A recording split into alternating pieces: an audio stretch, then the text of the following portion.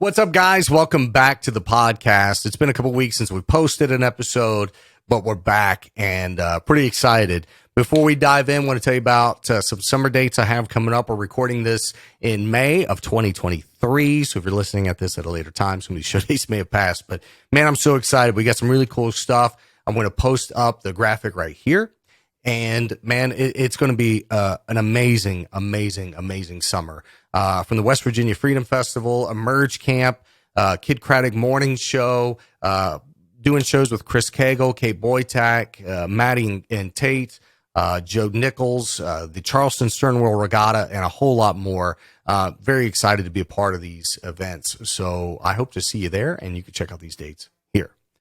So in this episode, I have a really good friend joining me. She has been a friend of mine for 12 years or more. It's kind of funny. She started as an intern at a radio station I was working at, and then she kind of became my intern. She worked on my show with me, and she has just flourished over the last decade, and she has become the executive director of FestivALL in Charleston for the state of West Virginia, the great Mackenzie Spencer.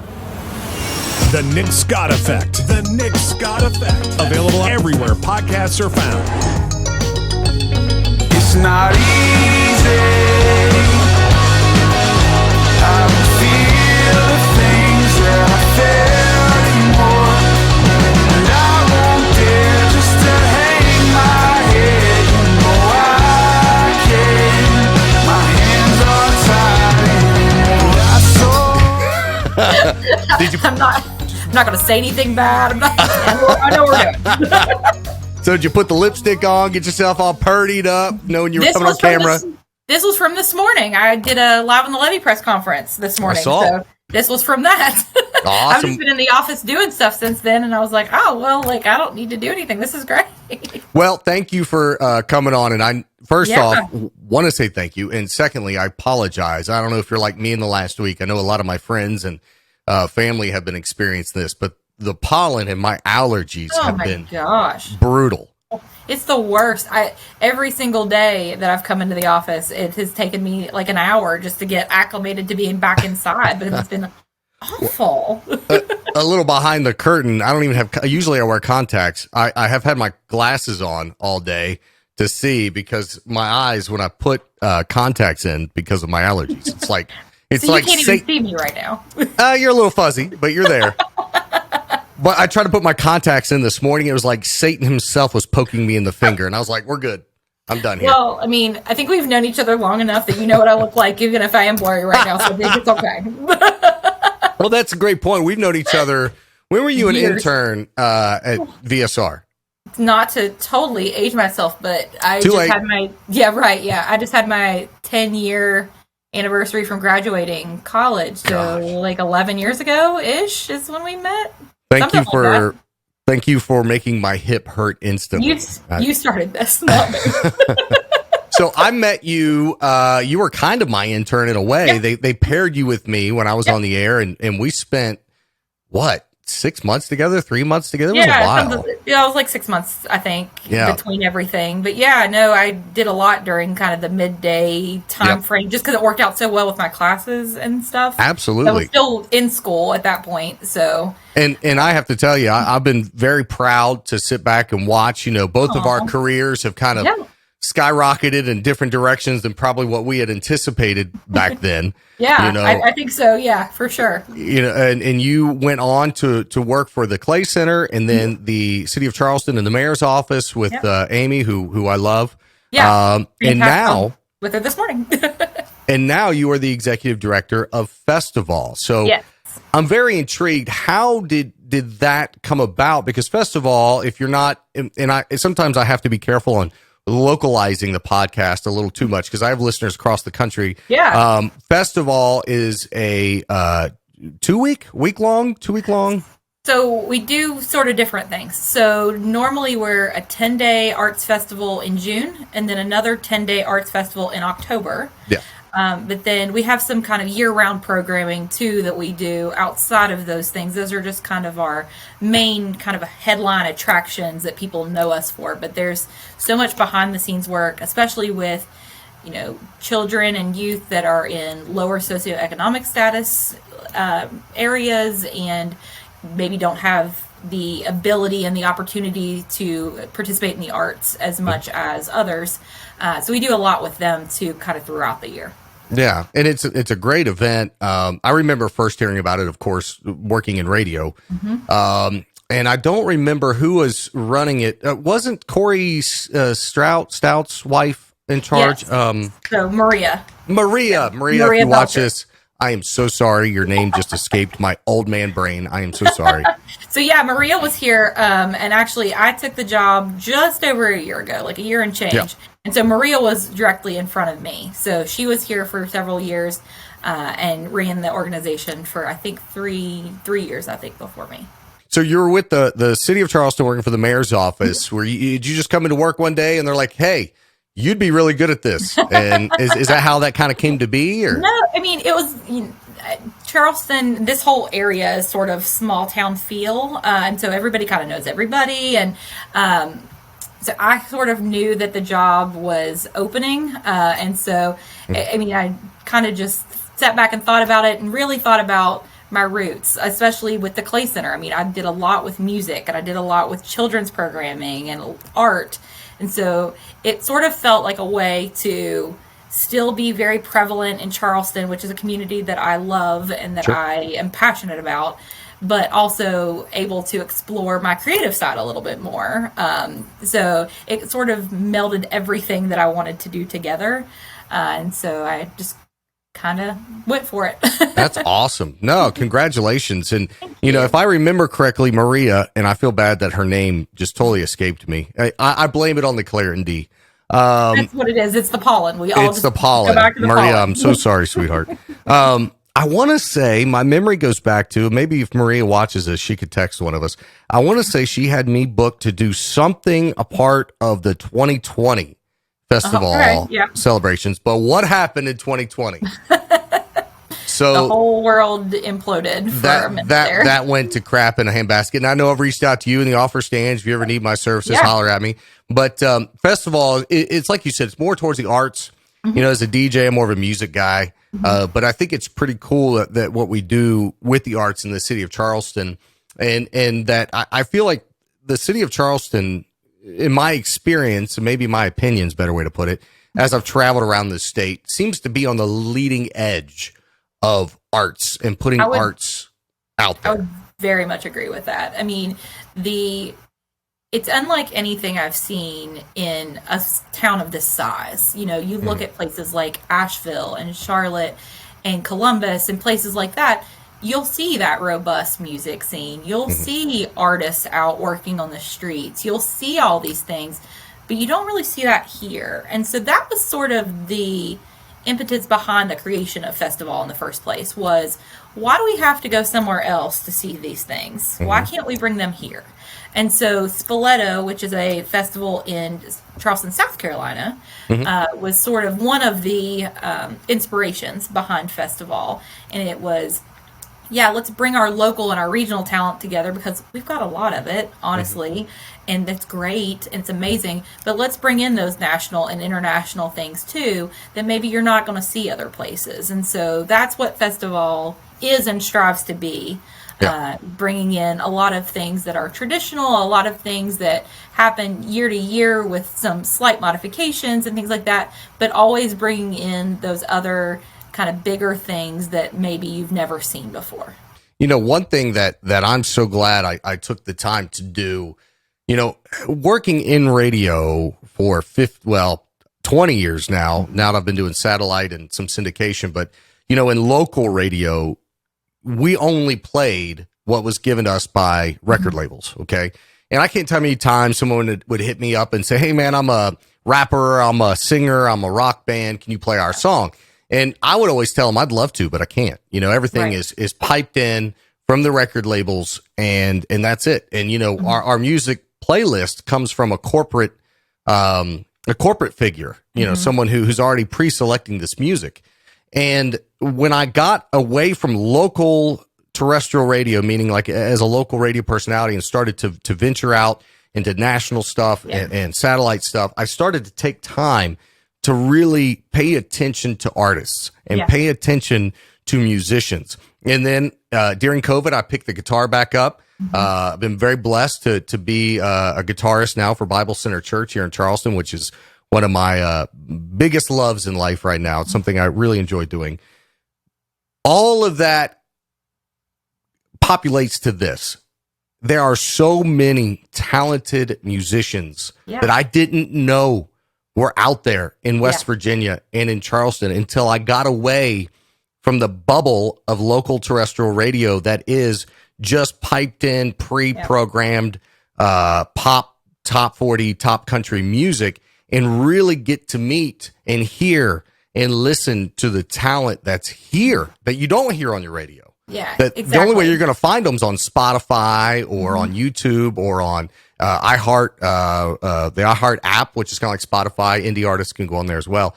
And it blew my mind, the talent that we have here. Corduroy Brown is a good friend of mine, Alan. Oh my gosh, he's amazing. They kill it.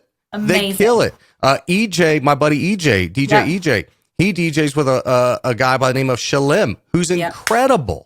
Yeah. Our friend Kate Boytek is blowing up. Incredible. Oh, Kate's going to be enormous. I mean, huge. And you just wouldn't hear these names all the time. And so that's one of the things that I really love about this job and love about some of the other events, even in the city, Live in the Levee and things like that they take this local raw talent that is out there that maybe you're not hearing every day, but they give them an audience and they want to make sure that they're the spotlight. And there's several events that we do throughout FestivALL that we bring musicians in either, every hour on the hour, all day long. We'll bring people in all day, different genres, different mediums, one person, duos, whole bands, whatever it is, and give them a platform. Or we have these non-traditional type things we do. We have a beautiful, beautiful walking trail in Charleston. It's like a walking hiking trail, and it's called the Sunrise Carriage Trail. And we take that every year, and kind of in the nooks and crannies and corners and little turns, we'll put musicians, we'll put artists, we'll put songwriters, we'll put all these people. And so kind of turn it more into an art trail than just a walking trail. And that's another, acoustic kind of vibe that we'll have people that play with full bands that'll come out and just do a single acoustic guitar and just come out for a few hours. So things like that maybe aren't your traditional mediums for an artist or a musician, things like that. That's sort of what that's our niche. I love the creativity, and you've always had that. I've known that about you. You always had that kind of creative mind, and I think you need that in a job like yours where you're playing all these different facets. Well, I know, and I want to get to the list, the announcement of what's going on this year. You may already have them, but a few recommendations, if I may. Please. I always take recommendations. I've gotten to know Philip Bowen. Do you know who Philip Bowen is? Yep, I do. And he's become a friend, and he's been on the podcast. I think he would be an amazing addition to FestivALL. Absolutely. Landau has become a friend. I was with Landau last night. There you go. I think he would be a great addition somewhere amongst the FestivALL festivities. And then, of course, Corduroy Brown, Alan and gang. I think they would be an amazing part of FestivALL. Just a few local friends that I'm big fans of that I think would be awesome to it. I love that. No, like I said, I take all the suggestions I can get. I mean, we're always trying to add and keep things fresh and kind of switch things up. So I love things like this. Absolutely. So with the announcement, what can we expect? It kicks off in June. It does. And we will put in the show notes a link to FestivALL where you could see the complete lineup and the complete schedule. But tell us what we can expect if the family and I are heading downtown to check out FestivALL. Absolutely. And I better see Addison and Owen because How long has it been since you've seen Addison? I talk to your lovely wife, Kelly, about both of the kids every so often, especially when we talk about Disney trips and things like that, because Kelly and I are both very big Disney lovers. Disney obsessed. Don't use the word lovers. You're not putting enough emphasis on that. It's Disney obsessed. You're not wrong. There's been multiple times where we've missed each other by 3 or 4 days as we pass back and forth. But I got a text today that said, so how do you feel about driving to Disney? And I'm like, it's a drive, I guess. Yeah. Like, I don't care. It's a drive. You know, the flights are the same in Charleston, or if we drove to Cincinnati or even Columbus, sometimes we can find a cheaper flight there. I love how we got derailed on Disney here, but but what we could do is if we drove down, like I get up 5, 6 in the morning, even on Saturday and Sundays, I just wake up, you know? So it'd be too easy for me to get up, throw one in the car, hey, go back to sleep and hit the road, and we're there, or stop halfway, and have a full day. So anyways, every day, every day I'm getting a text about, how do you feel about this, the food and festival, or the Festival of the Arts, or let's drive down. And I'm like, all right, here's another 10 grand gone. Well, we just got back 3 weeks ago, and we're planning a trip for November. Fingers crossed right now, so we'll see. You know, someone once told me the first time we left Disney that the Disney blues are real, and I didn't know what that meant until you get them when you leave, and you're like, oh, I can't wait to go back. But let's go back on topic here. Sorry, we'll talk about Disney for a half hour. We could do this all day, truly. Well, I tell you what. Side note: did I tell you? And I don't think I have what I feel to be one of the biggest mistakes I made as a parent, or I should say, what I feel the most horrible about doing as a parent. And it involves Disney. It involves Disney. So we go to Epcot. This was last September. Okay. And my son, he's 4 right now, and he loves roller coasters. And I love that because my daughter is a chicken. You know what? She hates roller coasters. So we have one that loves them, one that hates them. And the new Guardians of the Galaxy is open, and we wanted to ride it. So we're standing in line, and Addison is just having full meltdown. She does not want to ride this. So Kelly's like, I'll tap out and we'll go. And I was like, all right, I'll take Owen. And I asked like 3 of the Mouseketeers or whatever they call them, people that work there, he's 4, he's very small, he's a skinny mini. Like, is he going to be okay? Because I know this ride whips around and goes fast. Like, oh yeah, he'll be fine. I'm telling you, once we got kicked off and started doing the loops and stuff, that boy was in sheer terror, crying and screaming the whole time. No. I'm like, I'm trying to hold him and hold myself as this thing's like smashing me into the car, from the G-force. And we get off, and I have not seen that boy so terrified in his life. He screamed, crying all the way out to Kelly where she was sitting outside and didn't want to ride anything the rest of the day. I felt terrible. Well, I mean, I wasn't even sure if he was going to be tall enough when you first started the story. Because, I mean, he is taller. I was going to say, because he's tiny. But we went back in January, like 4 months later, and we passed Guardians of the Galaxy. He's like, hey, Dad, let's go ride. And you're like, do you not remember? I don't think we're going to do that this time, big guy. Yeah. Well, Tron is open now, and I'm scared about that with him because I know he'll want to ride it, but I'm afraid if he panics, I can't get to him. I will say it's very short. So, like, if he does do it, I rode it a couple weeks ago for the first time, and it is very short. So even if he does, like, it's maybe a minute tops, like start to finish. It's very quick. It's not like Guardians where he just keeps going. Yeah. My friend Jay Lopez was telling me he gets a little motion sickness, and he'll wear like a bracelet at Disney, and I thought about getting one too. The only time I get motion sick are like Flight of the Aviator, or whatever the Flight of Avatar Passage. ride, Flight of Passage, where it's like a video screen, a video game, and you're moving with wind hitting you. That's the only time I get a little. Now with Tron, you are in like sort of a similar seat, so it's like you're on a motorcycle almost, but you don't have like that video screen in front of you. You're moving. You can see kind of what you're doing. But he said he started going. And he started getting a little queasy because, you're flipping around. And he's like, oh, okay. And it comes to an end. And they're getting ready to pull back into the station where they get off. And he's like, all right. Whew, he's feeling a little nauseous. I'm good. And he opened his eyes and looked straight down at the grass that's way below him. And there's just a big pile. Oh. And he just didn't even realize. And he's going, oh, God, don't look at it. Don't look at it. Don't look at it. I was like, man, I'm wearing me one of them bracelets or something. We're putting the patch behind my ear. I've done that before. Yeah, something. Yeah. All right, enough about Disney, because we can talk about that forever. All day. So give us the breakdown of FestivALL, because this is such a key event in Charleston. I believe a key event in the state of West Virginia, and it draws in tourists as well. So I think it's very important to get the lineup and the schedule out so people can plan to come visit us. Absolutely. So our dates for this year are June 9th through the 18th. And so it's a Friday to the next Sunday. And we really kind of focus on music, theater, art, dance as kind of our 4 pillars. But there's so much more that goes under that. There's culinary events, there's literature events, there's all kinds of things that kind of happen within those 10 days.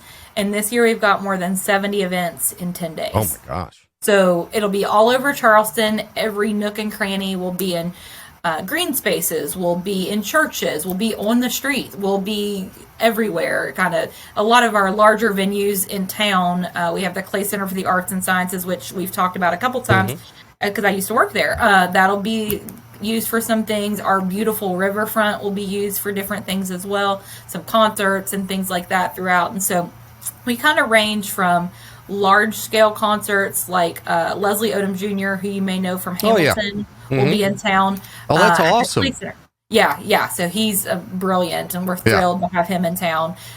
And we kind of go from that scale to, the smaller scale of we'll have a few recitals and things in churches. So we really do try to work with everyone on this kind of event, and we really rely on collaborations and partnerships and all of these people coming together because 70 events in 10 days is quite a bit. So who do you rely on to execute it? Does the City of Charleston offer a lot of staff to help? Or So the City of Charleston, their refuse team and police and their streets department shutting down streets for us is huge. That's just phenomenal, and they really work with us a lot on that. But FestivALL has a staff of 3, me included.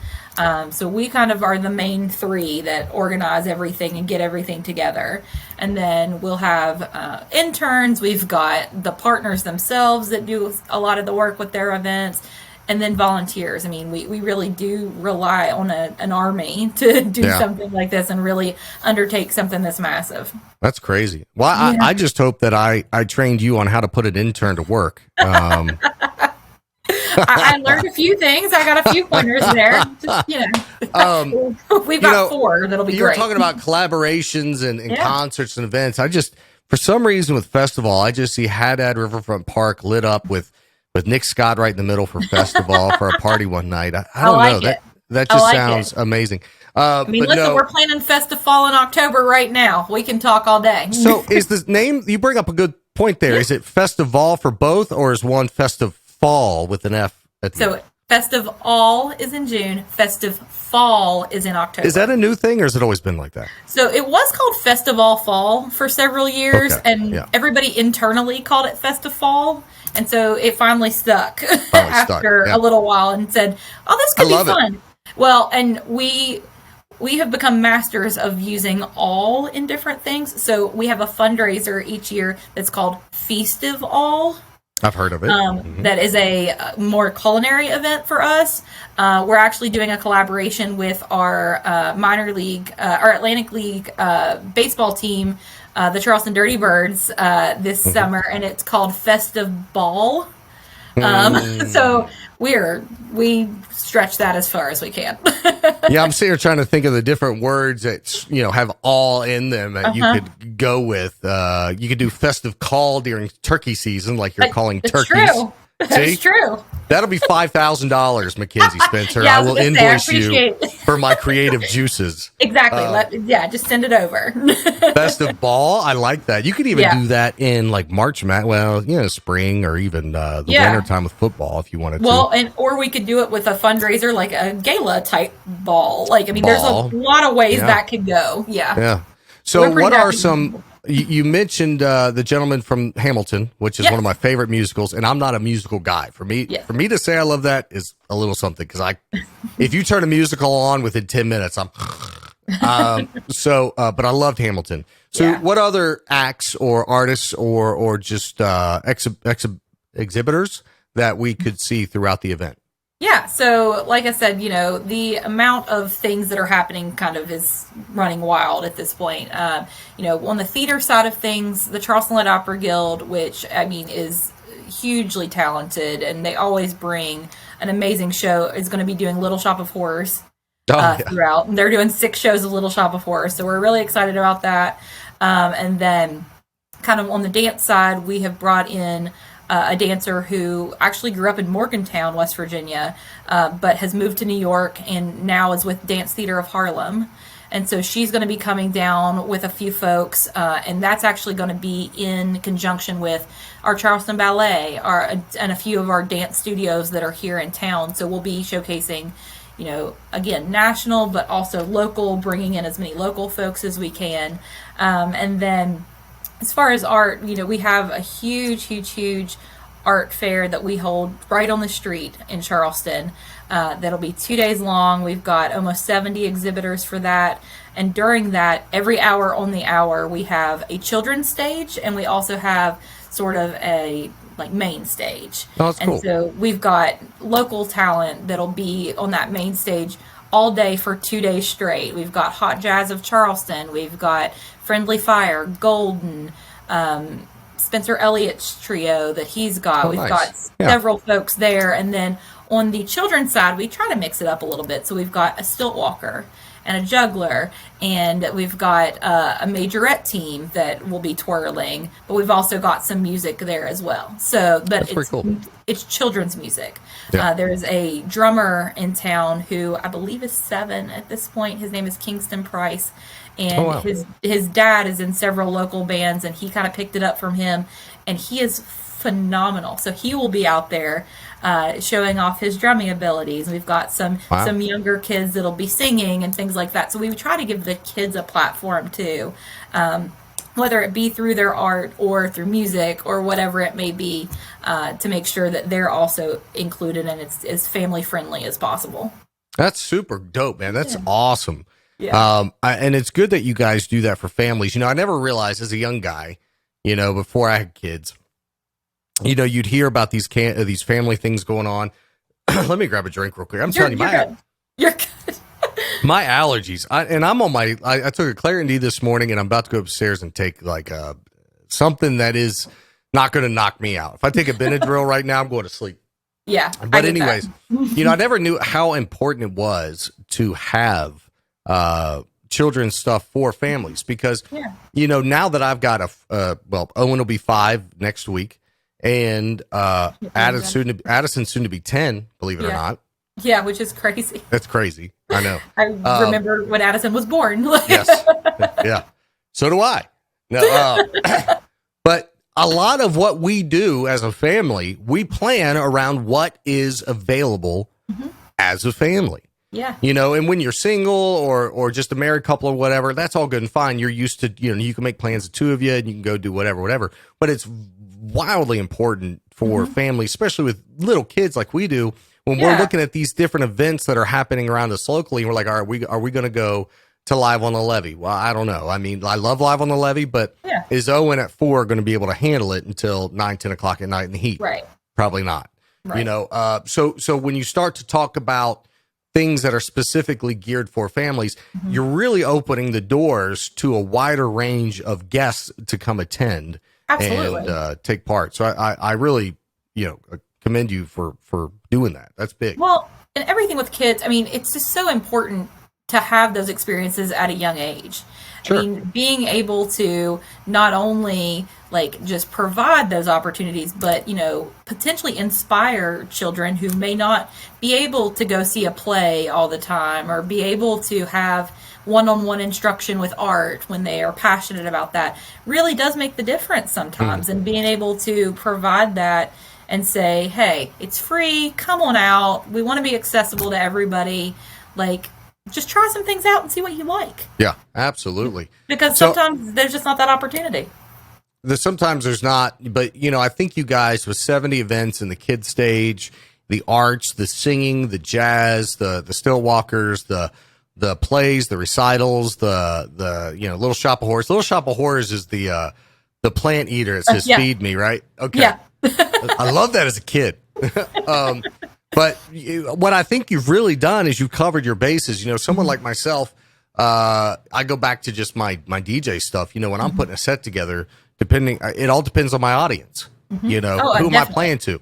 I'm not going to play a set to a country show or a festival or a club the same I would play to a wedding, because you got to play to your audience. And I think you are covering all your bases perfectly, because you're giving something for everybody. And tell me if I'm wrong, the putt-putt golf course around town, that's FestivALL? It's coming back. Yeah, absolutely. So, yeah, we take, and the Charleston Area Alliance has done this for several years. They work with businesses throughout our community to kind of sponsor a hole, and they can decorate it however they want. They've got the putters and the golf balls and everything in several of the local shops. And so you just jump in, grab one, go out on the street and start playing putt-putt. And so that goes all over our downtown. And so, yeah, they're doing that again this year, and we're super excited to help host that. Yeah. That's incredible. That's awesome. You know, Addison and I, there's a picture of Addison and I playing that like 20, gosh, had to be like 2015, 2016. She was like, maybe 2016. She was like 3. And it was a picture that I didn't realize there was a reporter for the Gazette Mail taking pictures. And I saw him over there, I saw him over there and I thought, well, you know, it's just a guy, whatever, it's downtown. There's always people walking around. And so I was helping Addison putt. And then the guy comes over and I'm like, all right, this is going to be weird. And he goes, I'm with the Charleston Gazette Mail. Could I have your information? Can I use a picture of you and your daughter? And I was like, oh, absolutely. And it was in the mail, the Gazette Mail. And I kept that picture. So that little putt-putt thing is very special to me because I have a memory of doing that with my daughter. Well, now you got to recreate that with Owen. Oh my gosh. He'd take it like a driver and hit some cars. It wouldn't be the first time, I'm sure. Well, I know you have meetings, and we've been on here for about a half an hour, and I told you we would keep this episode a little short and sweet, just talk about FestivALL. I'm good whenever you want to do stuff. The stuff coming up. Oh, well, that's fine. I just knew you had, I know you're misimportant these days. So this episode of the podcast is sponsored by the Appalachian Outpost. They're located in Lyburn, West Virginia. If you're familiar with where Logan, West Virginia is, it's knocking on the doorstep right there. And we're talking about, for a third year in a row, the Summer Shindig. This year, happy to announce, country superstar Joe Nichols is going to be performing live at the Summer Shindig, July 22nd, at the Appalachian Outpost in Lyburn, West Virginia. Now, the cool thing about this is it's an absolutely free concert, so bring your family, bring your friends, bring your coolers, bring your lawn chairs, whatever. Drive down and make sure to hang out to see Joe Nichols live. We also got my friend Kate Boytek, who's a friend of the podcast. She's going to be performing, and for a third year, yours truly. So I'll be opening the show, creating some party vibes in between Kate and Joe when they play. So it's going to be a lot of fun. You can grab more details at AppalachianOutpost.com for the Summer Shindig with Kate Boytek, yours truly, and country superstar Joe Nichols. So I got a personal question. Yeah. And you could tell me it's none of my business and you don't want to let the cat out of the bag. Okay. And that's perfectly fine. Okay. But I know through a lot of mutual friends in the industry and a lot of mutual friends in the area that there have been some maybe higher level vacancies come open at the Clay Center. Okay. Is that anything maybe you've ever considered one day maybe going back to the Clay Center and maybe a different type of managerial role? And I know you love what you do at FestivALL, but the reason that question comes to mind is because you are so good at that. You're very, very good at this, and I could see you using both experiences in both of your travels and through both, using that to a higher maybe degree. Does that make sense? Well, it does. I appreciate the fact that you said that I was good at both. I appreciate that quite a bit. I mean, I really enjoy what I'm doing. I really enjoy being able to work with so many community partners, being able to, put something on that's, one thing about FestivALL, it's very instantly gratifying. As soon as it starts, you see the look on people's faces when they come to an event and they're like, wow, I can't believe that this is, what this is, or I can't believe I made this. And I mean, a lot of the times that's me because I'm not a self-professed artist, but I just really enjoy that hands-on piece with the community. That's and awesome. Being so in the community. So I think I'm happy where I am at the moment. I'll never say never to, things, but I feel really blessed to be where I am. What you just showed me is that you have a career ahead of you in politics, because that was the most politically correct answer. I will say probably never to that. if that gives you any. Believe it or not, back in 2015, I was still in radio. I was approached. I won't say by who or what group. They were like, would you ever consider running for, and it was a House of Delegate seat. And they were like, you with your name recognition and blah, blah, blah, you would be a shoo-in. And I went, no. Well, I mean, listen, I won't say that I've never heard rumors about me potentially doing that at some point, but I've stopped. No, I think you'd be good at it. I think I've stopped them all dead in their tracks. I think I would be better served helping the community through this platform. This podcast is gotten stupid. I still don't quite understand it. It was just a silly thing I did down here in some unused space in my house, and next thing I know, I'm getting 25,000 downloads on an episode a week, and I'm like, what in the world is happening right now? But honestly, I think a lot of that, goes back to our time during COVID when we were all very separated from each other. We really didn't have any interaction. And I do think a lot of people turn to podcasts and things like that to feel connected to people. I mean, even if you're not having that one-on-one conversation with somebody yourself, you're hearing two people have just a normal conversation and really understanding like normal things that people deal with every day. And I think that really resonated with people. And I think a lot of people picked up that habit then, and it's kind of kept going. It's continued, and this came from from COVID, excuse me. I when COVID hit, and I've talked about this on the podcast before. I won't go into all the details like I have in the past, because there was a time on the podcast where I was very resentful of COVID. Because it hurt the bank account. I mean, I lost a great deal of money because I lost a lot of bookings and a lot of events. But I remember sitting here at the house, and the lockdowns happened in March, if I'm not mistaken. Yes. And this was July, so it had been months of me just twiddling my thumbs. I did some live streaming for DJ stuff, and Facebook and Instagram kept shutting me down because I was playing copywritten music. So I was like, well, what can I do? And I had a lot of this equipment. Now I've since upgraded a lot as well, but I had a lot. And I was like, well, this podcast thing is really taking off across the world and the US and really different podcasts. So why not? And I had this idea of a DJ podcast with DJs talking to DJs about DJs. And I quickly learned that no one gives a shit about DJs. So, because no one listened to them. And I had some of the biggest DJs in America. I had DJ Seraphin on, amongst many others. And so anyways, it went on about a 1.5 year hiatus. And I forget where I was just this past July in 2022. I was somewhere, and I can't remember where I was. And someone said, hey, man, whatever happened to that podcast of yours? And I was like, oh, you're the one listener. Thank you. And did you invite him to come on? Yeah, I was like, since you're the one listening, do you want to come talk? And I said, man, I wonder if I could do that again. And I was like, my biggest podcast inspiration is Joe Rogan. Just the ability to sit back, have a conversation, BS for an hour or so with some really cool people about some really intriguing topics. That's right up my alley. Yeah. And I was like, I know enough people in this world and in this industry through my travels where I could do 100 episodes easy. And that's very understated. It's probably 1,000. Well, yeah, probably, yeah. Well, I hope. But from July to August, it went from like 5 downloads to 100. And then from August to September, it went from 100 to 2,000. And then from September to November, or September to October, it went from like 2,000, 5,000, 5,000, 10,000. And it just kept growing. I'm like, I'm a moron. Why are you listening to me? And then people started asking about advertising. So this is still just wild to me. Yeah. I'm very grateful. It's awesome. I'm very grateful. And one thing I love about it is it gives me the ability to connect on a platform I feel a lot of media outlets are missing. I had a talk with a guy who owns radio stations that we know. And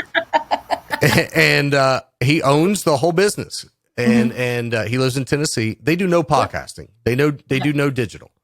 And I told him, I said, sir, you are shooting yourself in the foot. If you don't get on it now, all your stations are going to get left behind. I'll help you. Like, holler at me, Right. Yeah. But I feel like what this platform it does is allows me to give my West Virginia folks a place to come, like you're doing, talk about what's going on. Yeah. And I feel it's a space that is underutilized in our region. Most folks go to TV, or they go to radio, or they go to Instagram or Facebook. But podcasting in our area is blowing up. Yeah. Well, and I mean, there's a couple other pieces of that West Virginia piece that I'll kind of expand on. I mean, number one, it's positive. How many things do you hear, on a national scale normally that are positive about West Virginia? So that's something I super appreciate.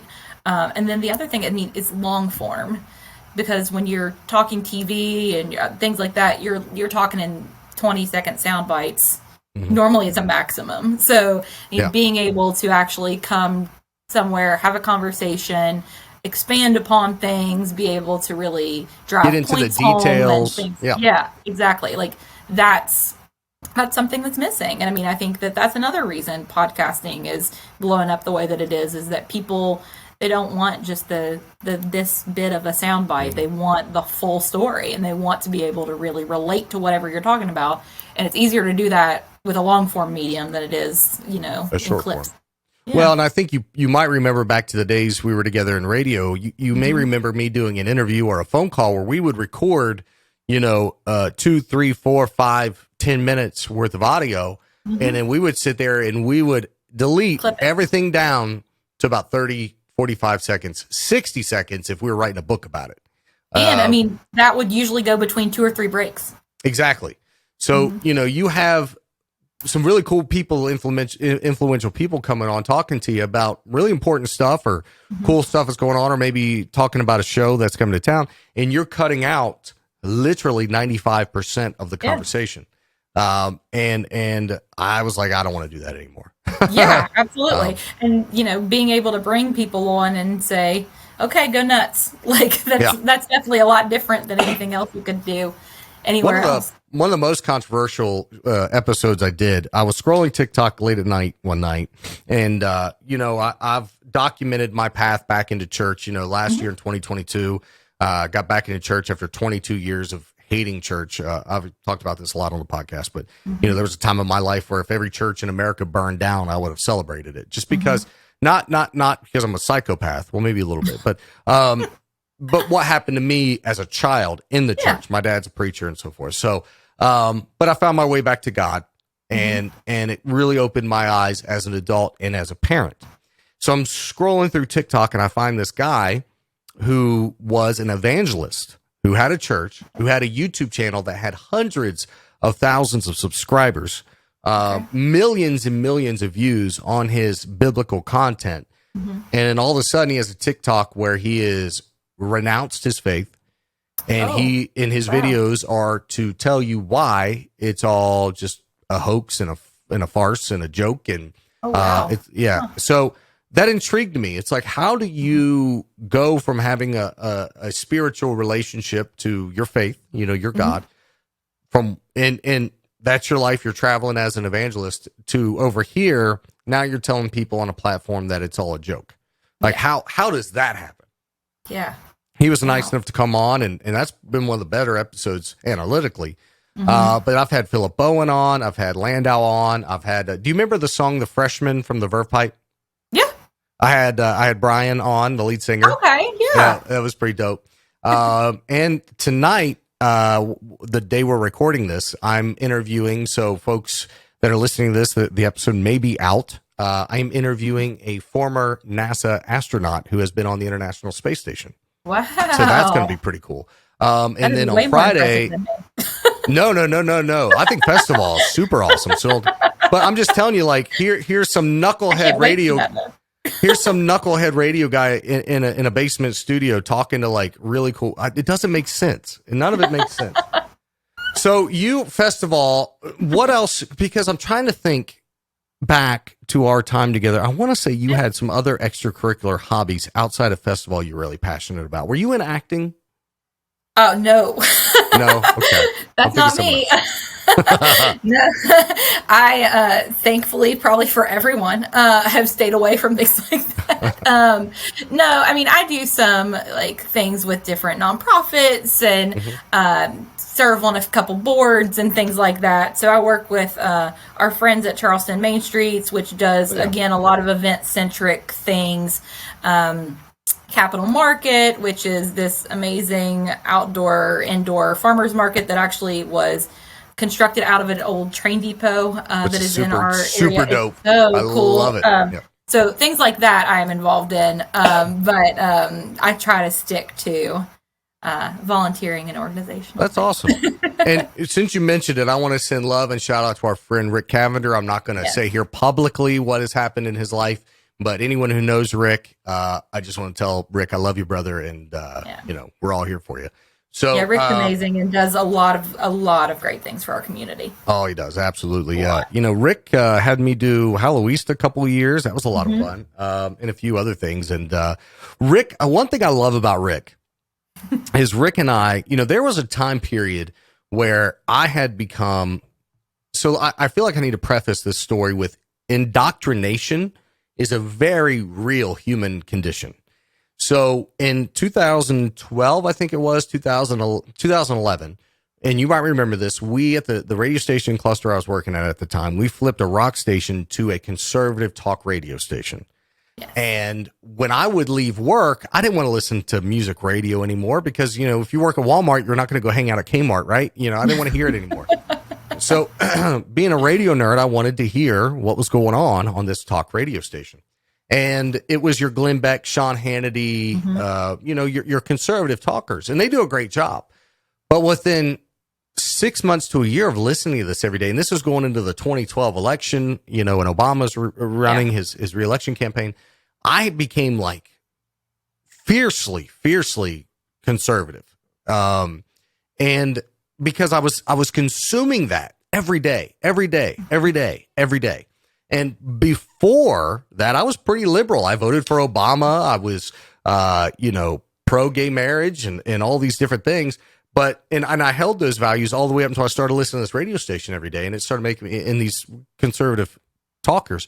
And I started thinking like, well, is that the right way to think this? Or am I understanding this geopolitical thing over here the right way?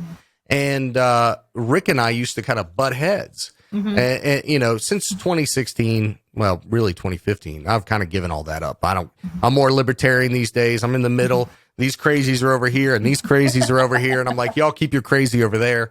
But Rick and I used to be able, and we still do on times. It's really mainly during election seasons, but Rick is proudly Democratic voter.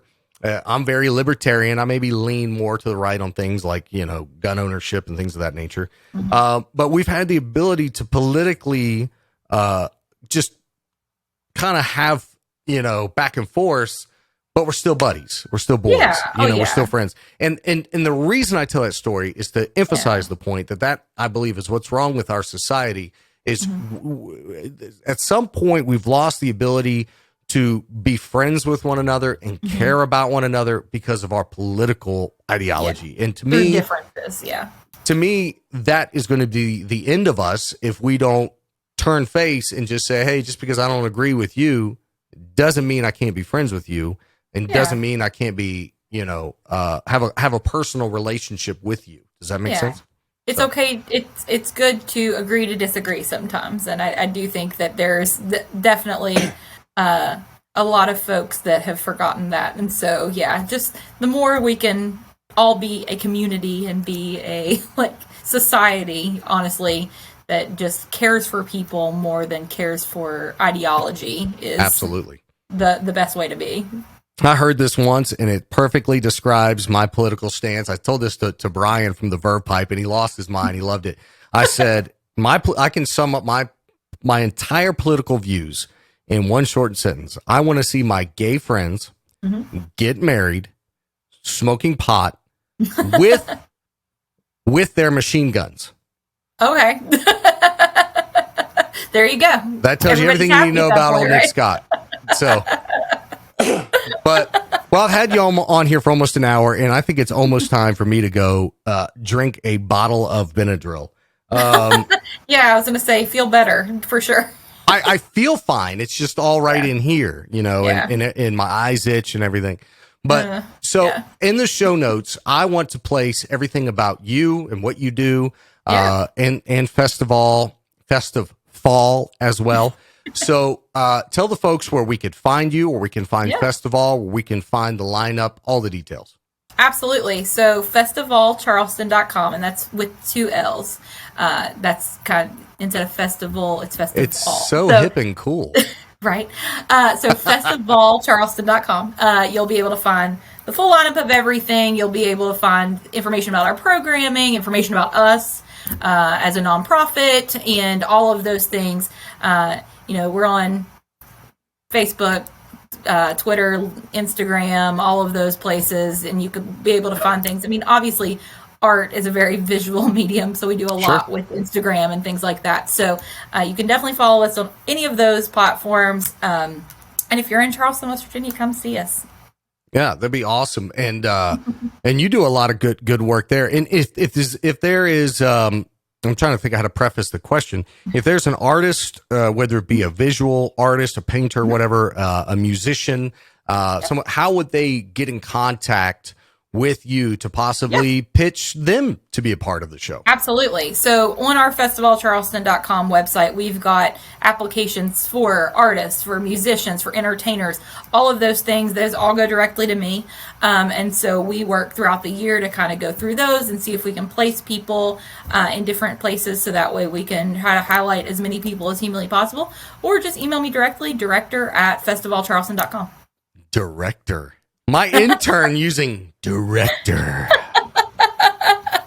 By the way, how fun, and I might have to pull the picture up and edit it in here. How fun was Carnival this last year? We took a picture okay, good. I thought you were going to say like one from 11 years ago, and I was going to say, oh gosh, that's probably embarrassing. If there's... I don't remember any of that. Do you have any good stories? Do you have any good stories from 11 years ago? Yeah, I mean, I have good stories from 11 years ago. With me? Yes, with you. I don't have pictures. I was like, that's why I thought you had pictures, and I was like, oh gosh, they're probably embarrassing. Give me a story, because I'm drawing a blank.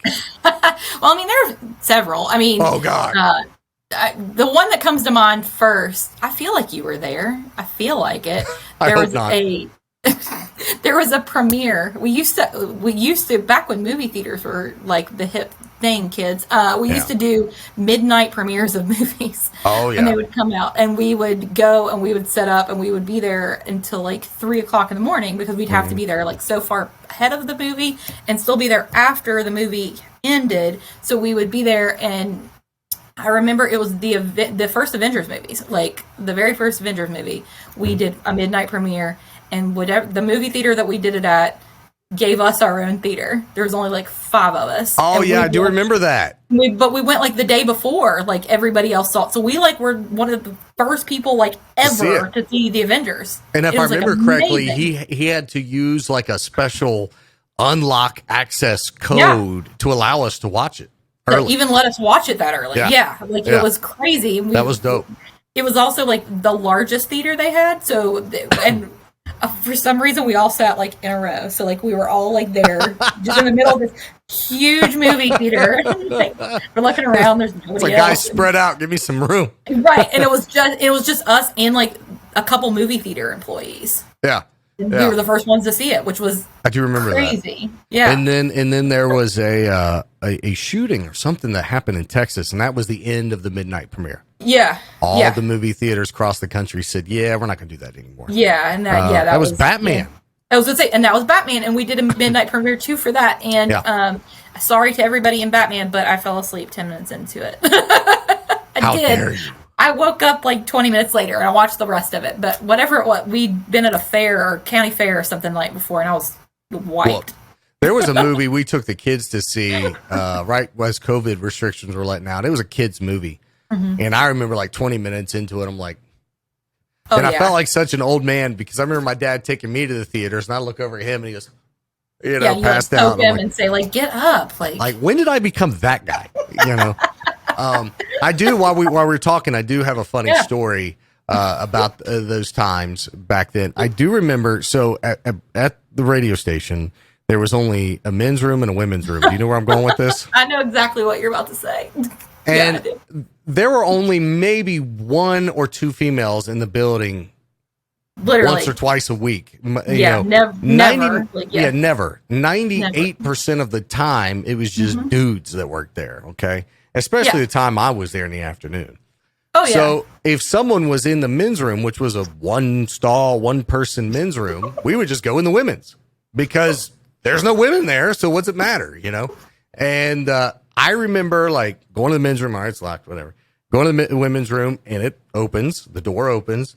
And as that door opens, I just see pants around ankles and I hear Nick. And I went, oh shit, shut the door. And I didn't even know who it was. I just heard a voice yell, Nick, out of sheer terror. And I shut the door and I was like, somebody's in there. They forgot to lock the door. Well, no, it was locked. It didn't shut all the way. It didn't latch. Oh. That was the problem. So I stood outside. I stood outside like, this is so embarrassing. I want to die. But whoever's in there, I feel like I need to apologize to them. Like, that was not intentional. And you came walking out and you were just as like embarrassed as me. You were I was mortified. I was totally like, mortified. Yo, my bad. It just opened. And I remember I made like some very, I'm sure, lame excuse to like work literally anywhere that you were not the rest of that day. Like, well, just bye. Like, possibly. But just so you know, I never saw anything. There was no offensive aromas coming from the restroom. I had forgotten all about that until you said that word, and then it was just like there. Like, and I was like, that's the only story I have. That's all I got. Well, hon, thank you so much for doing this. And let me, what was the dates again for June 9th through the 18th? June 9th through the 18th. So it looks like, I'm free the 13th, the 15th, the 16th. We can do whatever you want to do. You know what I'm saying? You know what I'm saying? Yeah, right. What's that? Make sure I see Addison and Owen. I better see them. For sure. And when FestivALL starts ramping up, holler at me. I want you back on to do this again to talk about FestivALL. Awesome. Yeah, that'd be great. I'd love it. Yeah. Once you get the lineup and all that fun stuff. Oh yeah, we're in very early stages on that one at this point. Yeah. All right. Don't forget to lock the bathroom door. Will do.